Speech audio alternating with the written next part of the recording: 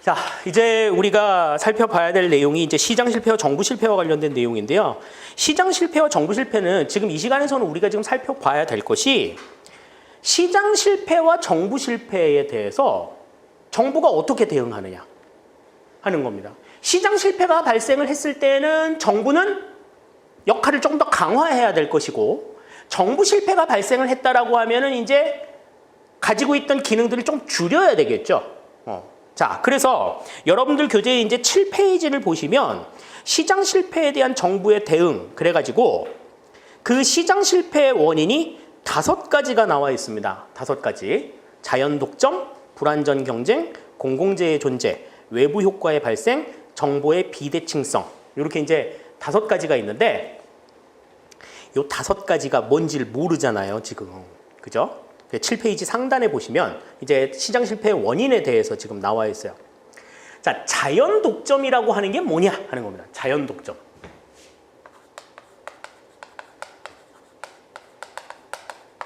자, 이 자연 독점이라고 하는 건 뭐를 우리가 독점이라고 얘기하지? 공급자가 하나인 상황을 우리가 독점이라고 이야기를 하죠. 그런데 그 독점이 자연적으로 이루어진 독점이야. 네가 하세요 이렇게 되는 상황이 돼버린다는 거죠. 네가 하세요 이렇게 되는 상황이. 어떤 상황이 그렇게 되는 거일까? 자, 자연 독점이라고 하는 거는 일단 전제는 뭐냐면 완전 경쟁 시장이어야 돼. 자연 독점은 불완전 경쟁이잖아요. 근데 완전 경쟁 시장이어야 돼. 그러니까 공급자가 마음대로 진출입이 가능하고 수요자도 마음대로 진출입이 가능한 상황이어야 돼. 자, 그런데 이제 이런 경우들이 있을 수 있죠. 어떤 특정한 재화의 경우에 공급자가 여럿이 있어. 공급자가 여럿이 있는데 한 제품이 굉장히 독보적으로 인기를 얻는다든지 소비자의 인식이 콱 박혀가지고 있어서 이 재화는 그거 사면 돼 라고 사람들이 전부 다 이렇게 인식하게 만드는 재화들이 있죠. 그러면 그 재화는 그냥 시장에서 거의 엄청난 점유율을 갖는 거야. 예전에 저 중학교 때는 중학교 때 시험 보고 들어갔거든요. 연합고사를 보고 들어갔는데 연합고사가 굉장히 단순하게 나와서 그 연합고사의 기출 문제를 쫙 풀면 시험에 대한 감이 좀 잡혔어. 그래가지고 기출 문제집이 이제 한 여름쯤 되면은 나왔어요. 그랬는데 기출 문제집이 이제 매년마다 이제 연수를 늘려가는 거지. 15년 동안 나온 문제, 한 해 지나면 16년 동안 나온 문제, 그 다음에 17년 동안 나온 문제, 계속 문제가 나오는데 한 출판사가 계속해서 꾸준히 그 책을 내는 거야. 전에는 뭐 이제 2-3개 업체들이 냈었는데 이제 뭐 줄이고 이 책은 그 출판사 거 보면 돼 라고 사람들이 딱 각인이 되기 시작했어. 그러니까 이제 나중에는 그 시장에 진입을 하려고 아무도 생각을 안 해. 왜냐하면 사람들이 새 걸 만들어도 어차피 사람들은 그것만 살 거니까 게임이 안 되는 거야. 그러니까 그냥 뭐 어떤 그 교육 콘텐츠를 만들려고 하더라도 교육 콘텐츠를 만들기 위해서 교재를 새로 만드느니 차라리 그냥 그거 사서 쓰는 게 훨씬 더 경제적이야. 그래가지고 공급자를 딱 한 사람만 만들어버리는 상황. 이걸 이제 우리가 자연 독점의 상태라고 이야기를 해요. 그러니까 이거는 완전 경쟁 상태에서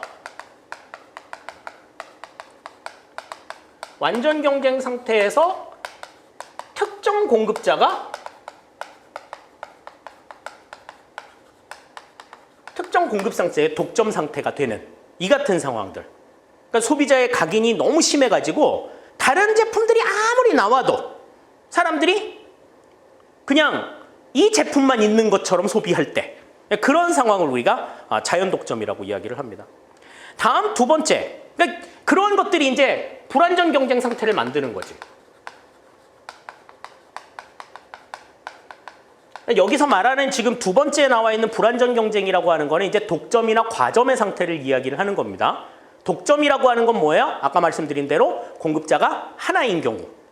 과점이라고 하는 것은 뭐예요? 공급자가 2개나 3개, 소수인 경우. 그러니까 그러니까 소수의 업체가 전체 시장 점유율의 70% 이상을 차지할 때 우리가 그것을 과점이라고 이야기를 합니다. 그러니까 뭐 이동통신사, 주유소, 정유업계 뭐 이런 것들은 공급자가 딱 정해져 있죠. 그런 상황들을 이야기하는 거예요. 다음에 이제 공공재의 존재야.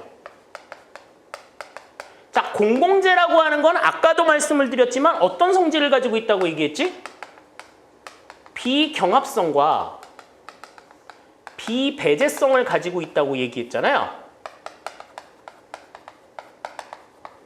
그러니까 이 같은 성향을 가지고 있으면, 특히 비배제성을 가지고 있다라고 한다면 이거는 이윤을 창출할 수가 없어. 이거는 이윤하고는 거리가 멀어. 그러면 이윤을 낼 수가 없는 재화야. 이 재화는. 그러면 민간이 생산하겠어? 절대로 생산 안 해. 그런데 이 같은 재화가 국민들의 생활에는 절대적으로 필요한 것들이 있잖아요. 등대, 가로등, 철도, 그다음에 뭐 교량 이런 것들은 절대적으로 필요한 것들이잖아. 그런데 이윤이 창출이 안 되기 때문에 시장에 안 나와. 그러면 이거를 공급을 누가 해야 돼? 정부가 해야 된다라는 거죠. 네. 자, 다음에 외부 효과가 있습니다. 자, 어떤 서비스를 공급받는다든지 어떤 재화를 공급하고 얻게 되는 것들은 전부 다 어디를 통해서 이루어져요? 대부분 시장을 통해서 이루어지죠. 뭐 필요한 게 있다 그러면 시장에서 물건을 사고, 그 다음에 관련된 어떤 것들이 있다라고 하면 공급자와 수요자가 만나가지고 거래를 통해 가지고 우리가 재화를 교환한단 말이야. 그런데 외부 효과라고 하는 건 뭐냐 하면 시장을 통하지 않고 이루어지는 거래야.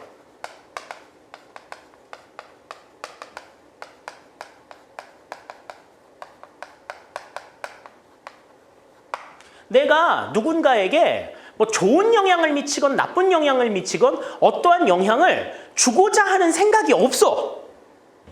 근데 거기에 대한 간접적으로 이익을 얻는 거지. 그래서 우리가 이제 고등학교 때도 외부 효과에 대해서 이야기할 때 굉장히 캐캐묵은 예시이기는 하지만 그 과수원 옆에서 양봉업자가 꿀을 따. 그러면 양봉업자는요, 과수원에서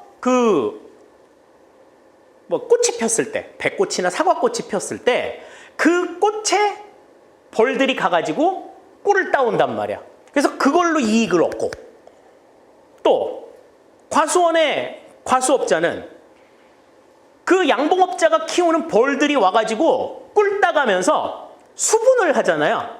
그래서 열매가 열릴 수 있는 기회를 주기 때문에 서로서로 윈윈 하는 거야. 근데 야, 우리 벌들이 너네 과수원에 가가지고 일하니 우리가 거기에 대해서 대가를 좀 다오. 이렇게 얘기할 수 있어? 걔네들 벌들이 무슨 이름표 가지고 다녀? 아니잖아. 수분하는 게 꼭 걔네 벌만 그런 거라는 법도 없잖아요. 양봉업자 없어도 수분은 다 일어나. 그냥 옆에 있는 상황에서 그냥 반사적으로 이익을 얻는 거지. 거래가 이루어지는 상황이 아니기 때문에 우리가 그걸 이제 외부 효과라고 이야기를 하는 거죠. 자, 그런데 이 외부 효과라고 하는 건 좋은 효과만 있느냐? 그렇지 않은 것도 있어. 왜 그런 거 있잖아. 갑자기 우리 목장의 소가 우유 생산량이 줄었어요. 우리네 집 그 송아지가 유산을 했어요. 이유를 생각해 봤더니 얼마 전에 저쪽 그 목장 저 위쪽 산 중턱에 그 공장이 하나 들어왔는데 그 공장에서 진동이 너무 심해가지고 스트레스를 받아서 그런 것 같아요. 안 좋은 영향을 미치는 것들도 있단 말이죠. 그래서 우리가 이 외부 효과를 통해 가지고 좋은 영향을 미치는, 좋은 영향을 서로 주고받는 것을 우리가 그냥 외부 경제라고 이야기하고, 안 좋은 영향을 미치는 것을 우리가 외부 불경제라고 이야기해요.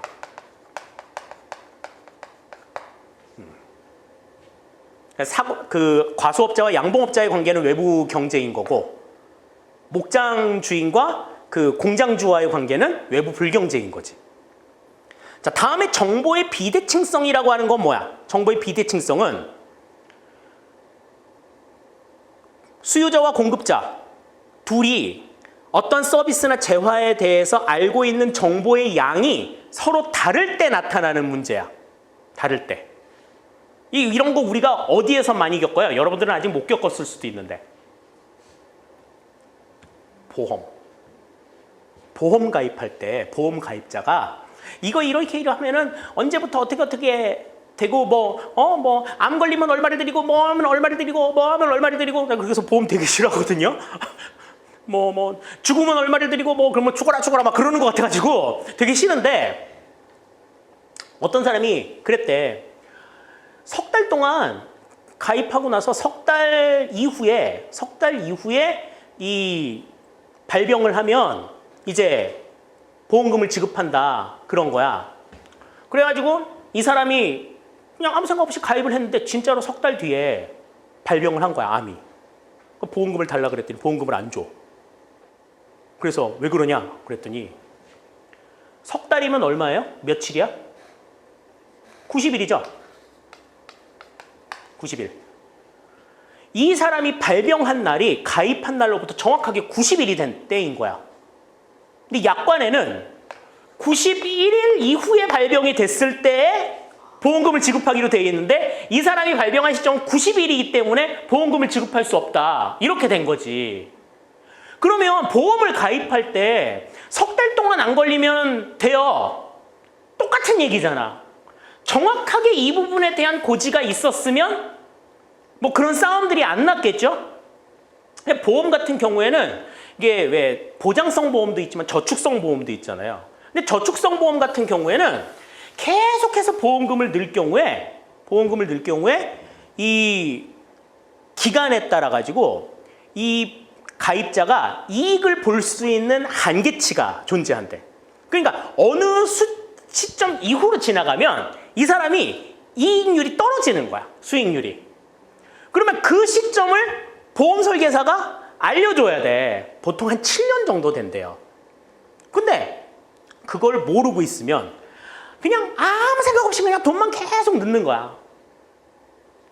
보다 크게 볼 수 있는. 그러면 이제 어떻게 7년 정도 돼가지고 이제 정점을 찍었을 때 다른 보험으로 갈아타는 거지. 그렇게 해서 이제 어느 정도 이익을 계속 보장받을 수 있어야 되는데 그걸 안 해주는 거야. 왜냐하면 해지하면 자기 실적이 떨어지잖아. 그럼 보험 설계사들이 이제 그거를 조금 꺼려한다고 그래요. 그러니까 물건을, 어떤 상품이나 어떤 서비스를 공급하는 데 있어서 거기에 대한 정보, 그 서비스에 대한 정보를 수요자와 공급자가 동등하게 알고 있는 상황에서 거래가 이루어진다라고 하면 문제가 안 되는데, 공급자나 수요자가 거기에 대해서 더 많은 정보를 알고 있어. 그러면은 이제 문제가 되는 거지. 보통의 경우에는 공급자가 더 많은 정보를 알고 있어요. 공급자가 더 많은 정보를 알고 있어서 문제가 되는 경우고, 수요자가 더 많은 정보를 알고 있어가지고 문제가 되는 경우도 존재해요. 어떤 경우에 그러냐? 왜 여러분들 혹시 그 체리피커라는 말 아세요? 체리피커. 체리만 픽하는 사람이야.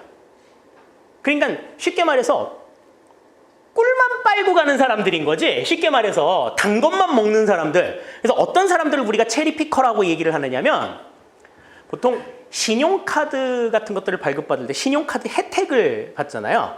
그럼 그 신용카드에 혜택만 받고 실제로 카드 사용은 별로 안 하는 사람들인 거야.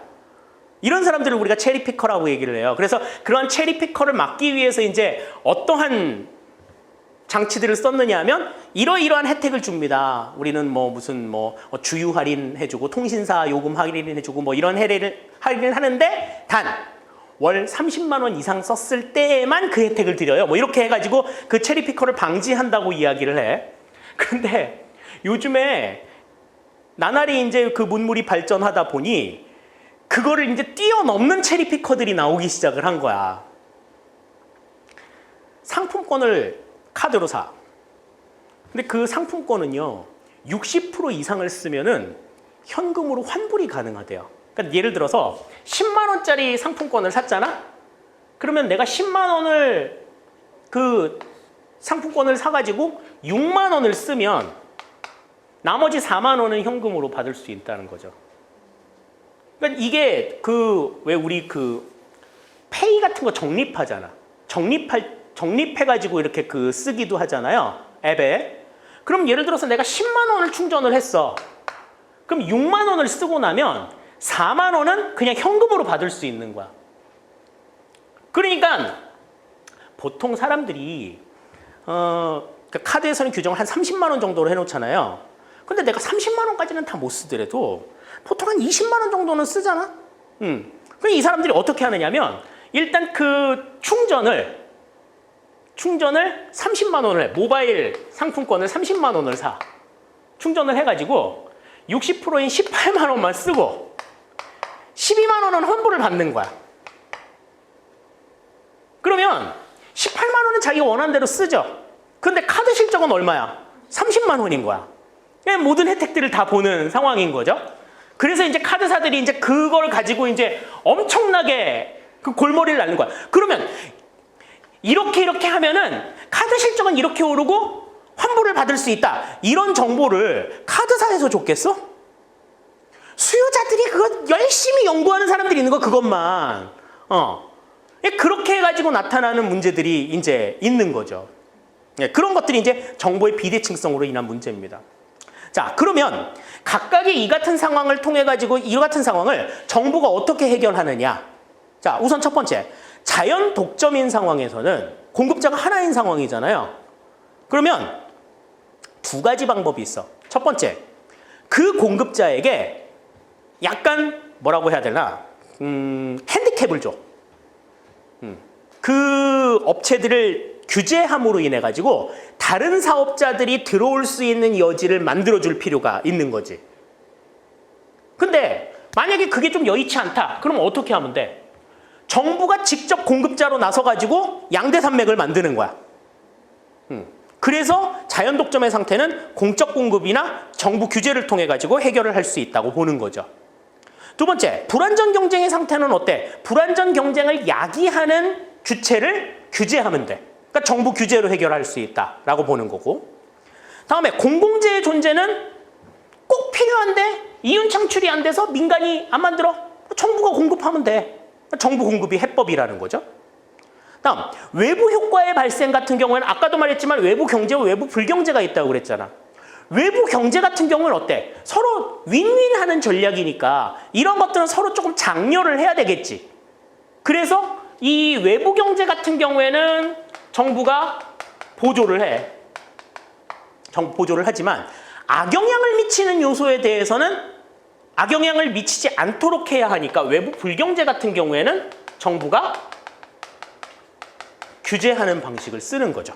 그러니까 지금 외부 효과의 발생이 지금 보조금 지급이나 정부 규제 두 가지로 나와 있지만 보조금 지급은 외부 경제에 한하고 정부 규제는 외부 불경제에 한한다. 이렇게 보시면 되겠습니다.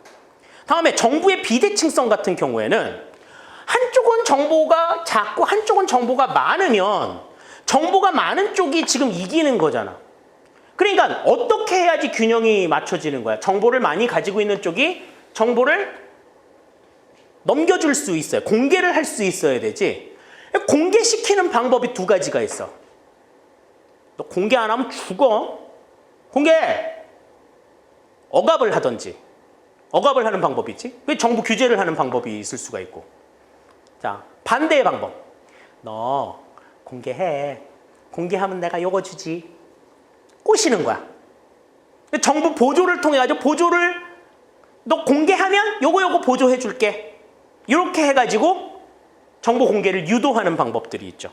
그래서 보조금 지급이나 정부 규제 이 두 가지 방법을 활용한다. 이렇게 우리가 생각을 하시면 되겠습니다. 자, 다음에 이제 페이지 넘어가셔서 8페이지 하단부에 보시면 정부 실패에 대한 정부의 대응이 있어요. 아까도 말씀드렸지만 정부 실패가 이루어지게 되면 이제 정부가 가지고 있던 권한이나 이런 것들을 좀 줄여야 되잖아. 자, 그래서 정부 실패에 대한 정부의 대응도 4가지 이유로 나오는데 첫 번째가 내부성이야. 아까 우리가 그 주인 대리인 이론에 대해서 이야기했을 때 대리인을 고용했을 때 주인이 자기처럼 일해주기를 바란다고 이야기했었잖아요. 근데 이제 생각해봐. 공무원이 국민을 위해서 일하잖아요. 그럼 국민들은 공무원들이 어떻게 일한다고 믿어? 국민을 위해서 일한다고 믿지. 자, 그런데 국민을 위해서 일하는 정책 집행이 공무원 개인의 이익과 배치되는 상황이 발생하면 이거 어떻게 하냐? 굉장히 괴롭죠? 네. 이 내부성이라고 하는 건 그거야. 그래서 관료 자신의 이익이나 관료가 소속되어 있는 소속 기관의 이익을 국민 전체의 이익보다 우선하게 되는 것을 우리가 내부성이라고 해요. 아, 그렇게 하면 국민들이 편해지기는 하겠죠. 근데 우리는 야근도 해야 되고 이런 우체국에서 왜 그 택배 할 때 토요일에 택배 배송을 하는 게 맞냐 어쩌냐 막 이거 가지고 이제 그 택배 기사들이 조금 옥신각신 했었던 적이 있었는데 지금은 토요일도 배송을 하죠. 예전엔 배송 안 했었단 말이야. 배송하면 국민들은 좋지. 국민들은 좋은데 배송을 하시는 분들은 힘들잖아요. 그 보통 일도 아니고. 나 그 한동안 친구들한테 야, 너 택배 한번 해봐. 그런 얘기 되게 많이 들었거든. 왜? 그랬더니 그 KBS에서 그 다큐멘터리 3일인가 그 프로에 택배 기사들을 3일 동안 쫓아다니면서 이렇게 취재한 그 프로가 있었어요. 그런데 택배 기사들이 이구동성으로 하는 소리가 택배 정말 힘들어요. 2달 동안 20kg가 빠졌어요.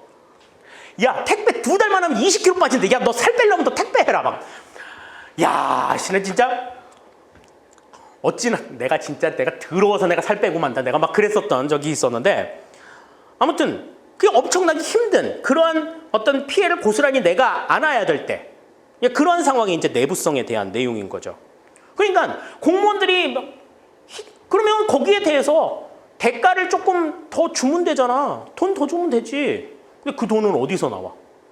그럴 것 같으면 그냥 차라리 외부 업체 쓰지? 그냥 민간 택배 쓰지? 이렇게 될 거 아니에요? 자, 내부성은 이제 그런 거고. X 비효율성은 아까도 말씀을 드렸죠? 독점 때문에 나타나는 현상이라고 말씀을 드렸습니다. 자, 다음에 이제 세 번째, 파생적 외부 효과라는 게 있어요. 이 파생적 외부 효과라고 하는 것은 뭐냐면 이 문제가 생겨서 그 문제를 해결하기 위해서 어떤 정책을 내놨어.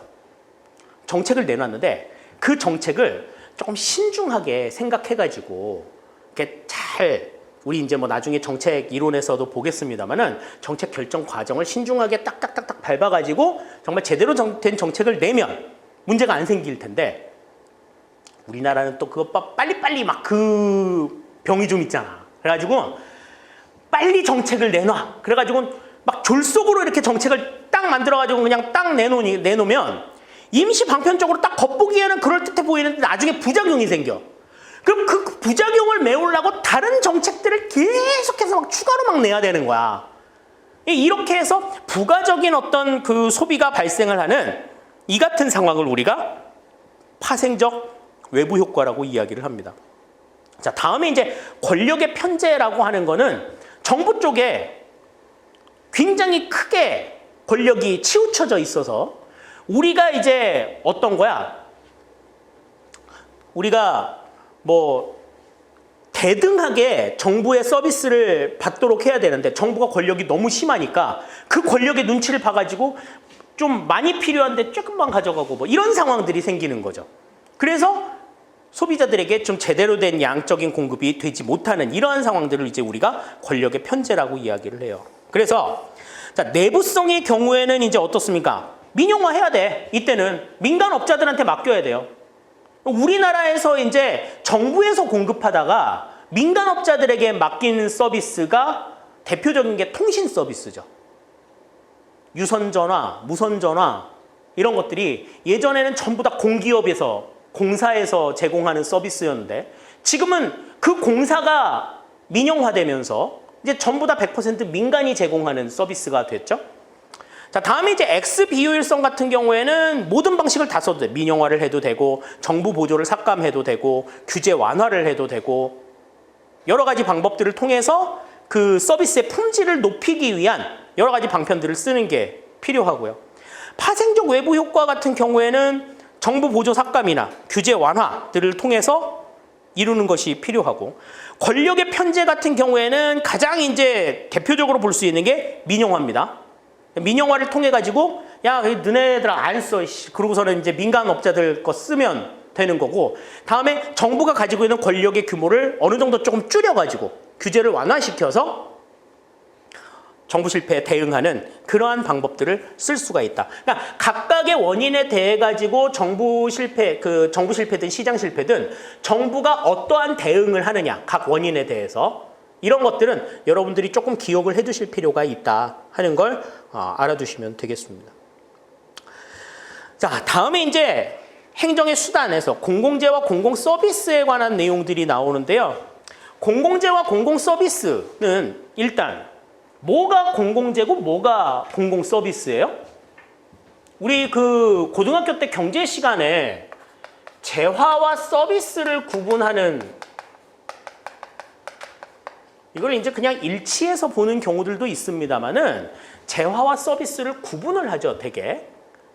자, 재화와 서비스는 어떻게 구분해요?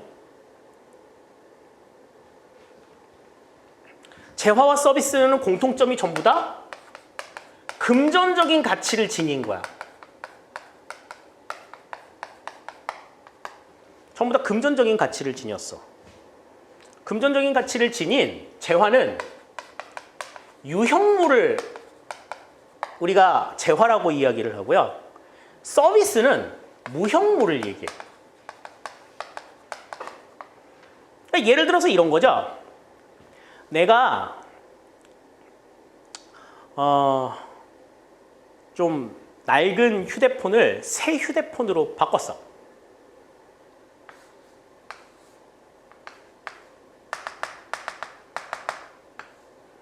휴대폰은 유형물이죠. 네. 그러니까 이거는 재화에 속한단 말이야. 근데 내가 이 휴대폰으로 사용하는 이동통신 서비스는 보이지 않죠. 네. 그렇기 때문에 이거는 서비스로 보는 거예요. 서비스로. 그러니까 물건이나 유체물, 어떤 존재가 있을 때 이걸 우리는 이제 재화라고 이야기를 하고 눈에 보이지 않는 것을 우리가 서비스라고 이야기를 합니다. 뭐 우리나라 말로는 용역이라고 이야기를 하죠. 자, 그러면 공공재부터 한번 보겠습니다. 공공재는 어떻게 구분을 하느냐? 아까 우리가 이야기했던 것처럼 공공재를 이야기할 때 이야기한 것처럼 경합성과 배제성에 따라서 배제성의 유무에 따라 가지고 구분을 해요. 그래서 여러분들 교재 9페이지에 보시면 그 사바스가 주장했다는 재화의 종류에 대해서 나와 있는데 배제성이 있느냐 없느냐, 경합성이 있느냐 없느냐에 따라 가지고 4가지로 구분을 합니다. 그래서 배제성의 유무, 배제성이 있고 없고, 그 다음 경합성이 있고 없고, 요거에 따라 가지고 이제 4가지로 구분을 해요. 자, 1차적으로 경합성과 배제성이 모두 있는 재화는 시장에서 파는 물건이야. 시장에서 파는 물건. 우리가 그걸 이제 민간재라고 얘기해요. 이건 시장에서 파는 물건입니다. 반대로 경합성과 배제성이 모두 없는 재화는 아까도 말씀을 드렸지만 우리가 공공재라고 이야기를 하죠. 공공재. 이렇게 둘 다 있고 둘 다 없는 재화는 너무나 간단하잖아. 너무나 뻔하기 때문에 시험 문제에 잘 안 나와요. 시험 문제 많이 나오는 거는 둘 중에 하나만 있는 거. 이렇게 둘 중에 하나만 있는 게 아주 사람을 속삭여. 배제성이 있고 경합성이 있는 게 뭔지, 경합성이 있고 배제성이 있는 게 뭔지. 자, 일단 배제성은 있으나 경합성이 없는 재화가 있어요. 그러니까 대가를 지불한 사람한테만 서비스를 제공하는 거지, 대신에 내가 사용하는 서비스의 양이 다른 사람의 소비에 영향을 미치지 않는 재화들이 있어. 대표적인 게 뭐예요? 인터넷, 전기, 수도, 상수도. 내가 물 많이 쓴다고 다른 사람들이 물 쓰는데 영향이 있어? 물론 많이 쓰면 영향이 조금 있겠지. 많이 쓰면 조금 영향이 있을 텐데, 전기도 물론 그렇죠. 내가 막 너무 폭발적으로 많이 쓰면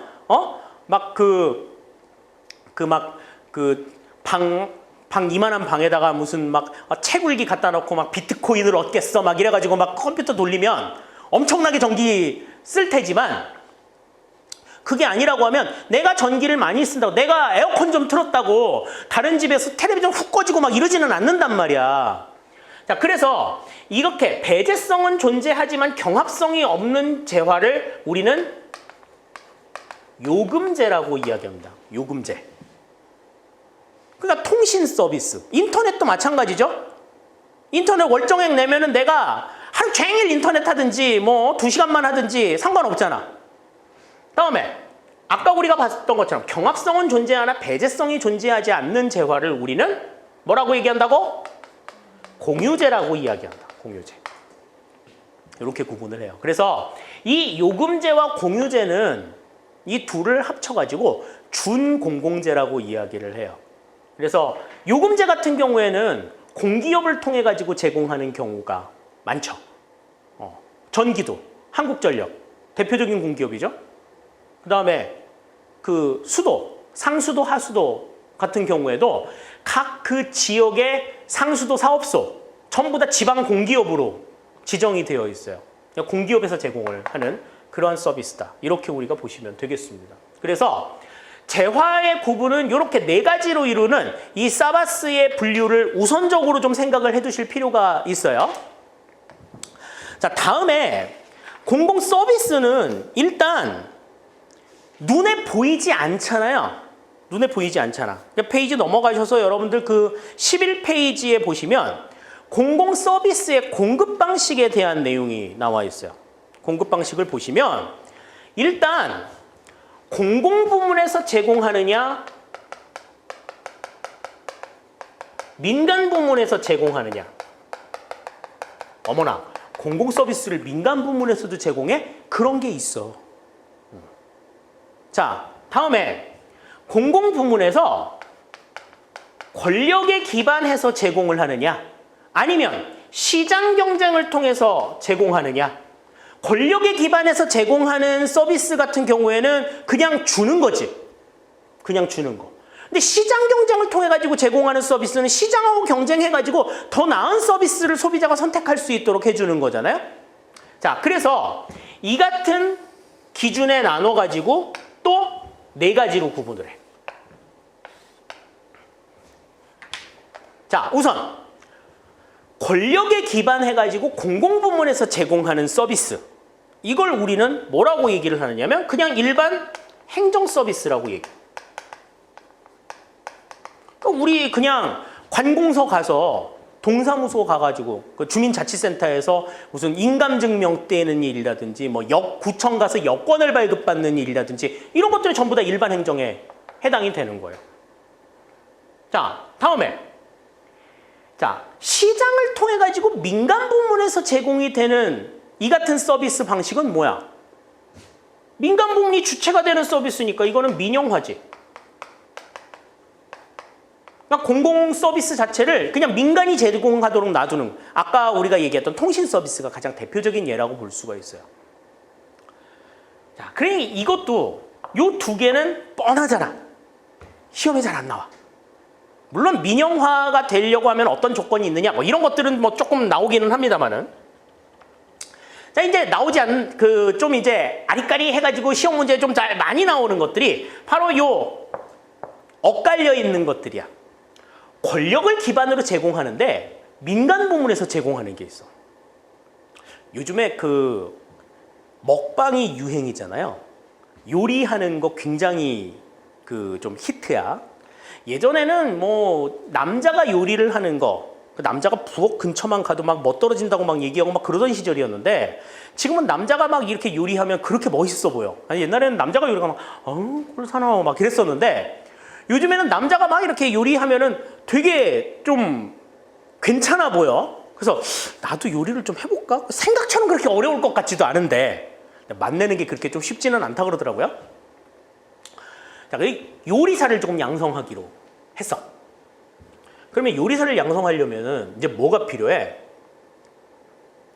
요리는요, 요리하고 연애는 글로 배우면 안 돼요. 책 열심히 보고서 막 그 책에 있는 내용, 레시피를 내가 다 안다고 해가지고 맛깔스럽게 요리할 수 있는 게 아니지. 실전을 겪어야 돼. 그러니까 이 요리는 실습이 필요하죠.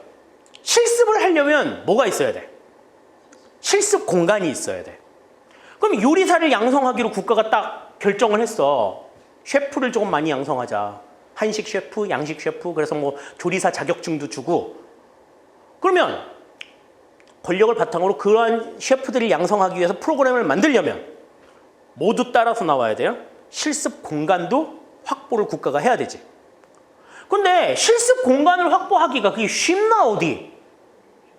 그냥 이론적으로 수업할 수 있는 공간이야. 그냥 회의실 같은 거 만들어가지고 그냥 하면 되지만 그런 실습 공간을 만들려면 일단은 싱크대도 있어야 되고 그냥 싱크대가 있으면 설비도 다 들여와야 되고 여러 가지로 좀 예산이 많이 들잖아요. 그게 이제 부담인 거야. 그럼 이제 어떻게 하느냐? 이미 만들어져 있는 시설을 쓰는 거지. 대표적인 데가 어디야? 요리학원인 거야. 요리학원에 딱 연락을 해서 우리가 이러이러한 교육과정을 좀 살려고 하는데 그 교육과정을 너네 학원에서 좀 제공해줘. 그럼 이제 거기에 대한 이제 뭐 대가를 받고 시설을 제공을 하는 거지. 그럼 뭐만 하는 거야? 권력을 통해 가지고 서비스가 만들어지는데 그 서비스의 제공만 뭐 어디서 하는 거야? 민간에서 하는 거야. 그걸 이제 우리가 뭐라고 얘기를 하느냐면 민간 위탁이라고 얘기해. 민간 위탁. 그러니까 어떠한 뭐 공공시설을 만들었어. 시설의 운영을 누구한테 맡기는 거야? 민간한테 맡기는. 이러한 상태인 거죠. 그러니까 우리가 그냥 이게 필요하다 그래서 이걸 만들기는 만들었는데 우리가 이거 운영할 재주는 없다. 그러니까 운영은 너네들이 조금 해줘. 민간 업자들한테 맡기는. 이러한 상황들이 이제 민간 위탁에 해당이 되는 거예요. 그런데 민간 위탁을 하면 어떤 문제들이 생길 수 있느냐면 이런 거야. 내가 오늘도 그거에 대해서 조금 이렇게 쭉 연구하다 왔는데 아까 내가 야구를 되게 좋아한다 그랬잖아요. 우리나라에 야구장이 몇 개나 있는 것 같아요? 일단 기본적으로 5개는 있겠지. 프로야구 구단이 10개가 있으니까. 그 프로야구가 열리는 구장이 이제 10개가 있고요. 다음에 이제 사회인 동호회들이 이제 쓰는 야구장들이 뭐 한 줄 잡아 한 2, 3천 개 정도 돼요. 비공식으로 만들어진 것까지 포함해서야. 공식적으로 만들어진 거는 한 200여 개가 채 안 돼. 근데 이제 경기도에서 그 이제 종합적으로 스포츠를 할 수 있는 스포츠 테마파크를 작년에 그 경기도 광주에다가 만들었어. 국비도 지원을 받고 도비도 이제 드리고 만들었는데 그 운영을 할 수 있는 역량이 안 되는 거야. 그래가지고 운영을 그 스포츠 마케팅 업체에다가 맡겼어요. 스포츠 마케팅 업체에다 맡겼는데 이 스포츠 마케팅 업체가 뭐를 하느냐면 그 시설을 자기네들이 운영하도록 위탁을 받았잖아. 그러면은 하겠다는 수요자가 많은 게 좋겠어? 자잘한 수요자가 많은 게 좋겠어? 아니면 매머드급으로 그냥 꽝 들어오는 사람들이 있는 게 좋겠어? 그렇지. 거대한 업체들이 그냥 하나가 탁 들어오는 게 낫겠지. 자잘한 사람들이 들어오는 것보다. 그러니까 이 사람들이 이제 이 시설을 가지고 뭘 하느냐 하면 사회인 야구 리그를 운영해. 리그를 운영하는 거야. 그럼 주말, 휴일 이런 때는 그 사회인 야구 리그가 운영이 되기 때문에 그 리그에 가입하지 않으면 그 시설을 이용을 할 수가 없어. 그냥 일반 그냥 자잘한 사람들이 그 야구장을 쓸 수가 없는 거야. 그러니까 민간 위탁을 하게 되면 이제 그런 문제들이 생기는 거지. 자, 그러면 이제 그런 문제들을 해결하기 위해서는 이제 어떻게 해야 돼? 공공성이 이제 훼손이 되는 거잖아요. 시장 경쟁력도 키워야 되지만 공공성도 담보를 하려고 하면 이 어떻게 해야 되냐? 시장 경쟁력을 키우려면 일단 민영화를 해야 돼. 근데 공공성을 담보하려면 주체가 직접 권력을 가지고 운영을 해야 되지. 민간한테 맡기기에는 조금 그렇고 공공성과 시장 경쟁력을 동시에 담보하기 위해서 쓰는 방법이 바로 이거야. 공공부문에서 제공을 하되 시장을 바탕으로 제공하는 서비스가 있어요. 그러한 서비스를 우리는 뭐라고 얘기를 하냐면 책임 경영이라고 얘기해요. 이게 이제 우리가 잘 모르는 영역들 중에 있어요. 혹시 이 중에 그 미술 같은 거 좋아하는 사람들이 있어요? 뭐 이렇게 작품 전시회 같은데 잘 가보거나. 난 옛날에 나랑 처음으로 연애했던 친구가 미대생이었거든. 그래가지고 가끔 그렇게 개인전 같은 걸 열어. 그리고 친구 개인전 하는데도 이렇게 가요. 작품을 보는데 이게 뭔지를 모르겠어. 얘가 뭘 얘기하는지를 모르겠다고. 그래가지고 되게 조금 힘들었던 기억이 있거든. 근데 나는 처음에는 잘 몰랐는데요. 이 비싼 작품들을 전시해가지고 사람들한테 보여주기 위해서 그 작품을 가지고 오는 게 엄청난 노력을 들이는 거더라고. 이게 뭐 그 사람의 뭐 환심을 사는 것도 중요하겠지만 그 물건을 유치하기까지 경제적으로 드는 비용도 어마어마해. 그리고 더 중요한 건 그게 그렇게 가져와서 보여줄 만큼의 가치가 있느냐, 이걸 판단하는 능력이 또 굉장히 중요하더라고요. 그러니까 미술관 같은 데를 이렇게 가가지고 정말 중요한 작품들을 가져오잖아? 그럼 그런 작품들은 아무한테나 안 보여줘. 되게 이렇게 좀 선택된 셀럽들한테만 보여주는 미술관들이 있지. 대표적인 데가 어디야? 리움 미술관이죠. 이건희 회장 부인이 관장으로 있는. 거기는 정말 가치가 높은 작품들을 전시해 놓는데, 근데 거기에 들어가기가 되게 힘들어. 일단 입장료도 되게 비쌀 거고요. 아무나 못 들어가. 근데 국민들 누구나 좋은 작품들을 감상하고 향유할 수 있는 권리는 있잖아. 근데 그렇게 비싼 작품들을 가지고 온 것에 대한 대가를 요구하게 되면은 주머니 사정이 여의치 않아가지고 그런 건 아예 꿈도 못 꾸는 사람들이 있잖아요. 자, 그러니 공공부문에서 공공성을 바탕으로 미술관을 운영할 필요는 있어. 근데 미술관을 운영을 하려면 어떠한 작품이 가치가 있는지, 가치 있는 작품을 가져오는 것도 중요하고 그러한 가치 있는 작품을 선별해서 그러한 미술관과 견주어서 손색 없는 미술관을 만들어야지 의미가 있잖아. 그러니까 어떻게 하느냐면 민간에다가 맡기면은 비용이 너무 많이 들어가지고 공공성이 훼손이 되니까 국가에서 미술관을 짓되 그 미술관을 운영하는 운영자를, 그러니까 미술관장 이런 사람들을 그 업계의 전문가를 데리고 와서 앉히는 거야. 그래가지고 무슨 인사권이나 예산 운영권이나 이런 재량을 줘. 대신에 매년마다 그 운영에 대한 성과의 책임을 지도록 하는 거야. 성과 평가를 해서 성과의 책임을 지도록 하는 거예요. 그래서 뭐 박물관이나 미술관이나 뭐 이러한 시설들, 그러한 시설들을 그러한 방식으로 운영하는 형태를 우리가 책임 경영이라고 이야기를 해요. 이 책임 경영은 공공성과 시장 경쟁력을 동시에 확보하기 위해서 정부가 활용하는 이 같은 수단이다. 나중에 이제 우리가 조직 이론에서 보겠습니다만은 그러한 책임 경영을 하는 조직을 우리가 책임 운영 기관이라고 이야기를 해요. 책임 운영 기관. 그래서 우리나라의 책임 운영 기관이 지금 52개가 있어. 행정안전부에서 그 지정해 놓고 있는 책임 운영 기관이 52개가 있는데 그 대표적인 이제 뭐 국립극장, 뭐 국립박물관, 국립과학관 이런 데들이 전부 다 책임 운영 기관이에요. 그래서 공공 서비스를 공급하는 방식은 이렇게 4가지로 우리가 나눌 수가 있다. 이렇게 우리가 생각을 할 수가 있겠습니다. 공공재와 공공재화나 공공서비스와 관련된 내용들은 일단은 요 구분 정도는 확실하게 해둡시다. 공공재를 구분하는 기준, 아까 사바스의 그 분류 기준 나왔었죠. 다음에 공공서비스의 공급 방식 역시도 지금 공공부문에서 제공하느냐, 민간부문에서 제공하느냐, 권력을 바탕으로 제공하느냐, 시장을 통해서 제공하느냐에 따라서 각각 이렇게 구분이 된다라고 하는 것 기억을 해두시기를 바라겠습니다. 자, 잠깐 쉬었다가 이제 우리가 행정의 패러다임에 대해서 이야기를 할 거예요. 행정의 패러다임은 행정이라고 하는 개념이 시절이 지나면서 조금씩 변해. 그 변화하는 내용들을 살펴볼 겁니다. 잠시 쉬었다가 그 내용들을 살펴보도록 할게요. 잠시 쉬겠습니다.